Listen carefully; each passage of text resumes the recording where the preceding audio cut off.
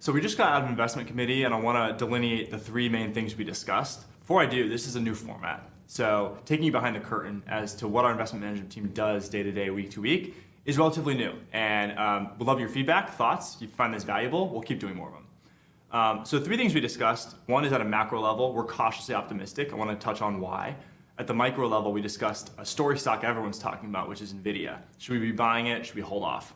I'll give you a little bit of a TLDR there. Last thing is how are we managing, how are we steering this ship across our three equity portfolios over the next several weeks and months. So first on the macro, the Fed was at Jackson Hole about a little over a week ago.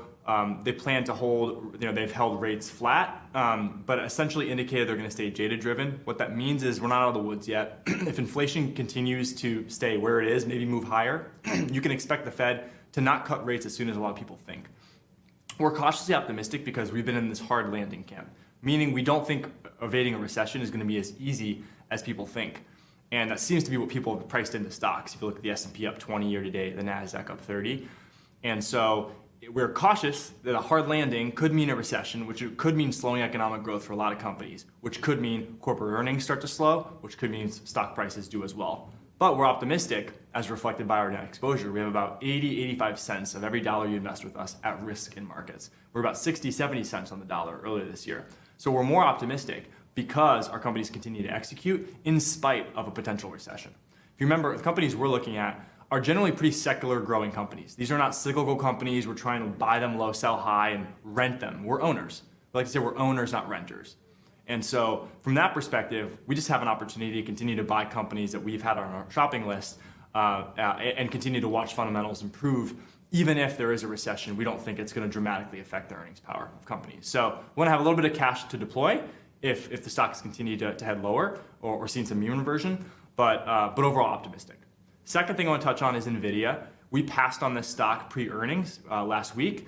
We were cautious against not the fundamentals or the technicals, but the valuation and the positioning. Everyone and their grandmother seems to own NVIDIA stock. It's been the best performing stock of pretty much every index in the US year to date. For that reason, we thought expectations were extremely rosy heading into last week's earnings print. And we didn't know how high expectations actually were. If we were well above the street in terms of our earnings projections, but the hedge fund community was even a slight bit higher than us, and the company delivered in line with that, the stock could have dropped 20-30%. So investing is an expectations game. You need to understand what do people expect, and stocks need to at least beat that bar.